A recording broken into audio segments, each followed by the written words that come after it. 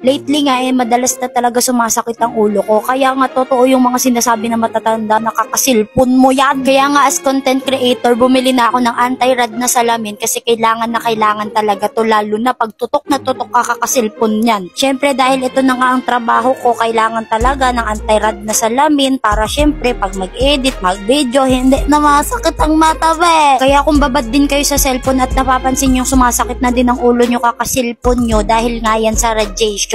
Eto nga pala yung salamin na napili ko kasi bukod sa classy na, ang ganda pa, tapos mabigat-bigat pa yung material niya, so very social talaga siya, bet. Tignan mo naman. Yung ganitong shape ng salamin is bagay sa lahat ng hugis ng muka, or kung kagaya ko kayo ng hugis bigas, charot, hugis mangga talaga yan. O, ang ganda.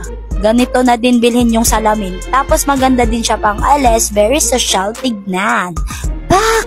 Kaya kung gusto nyo rin neto, ilalagay ko yan sa yellow basket. I-click mo na lang be!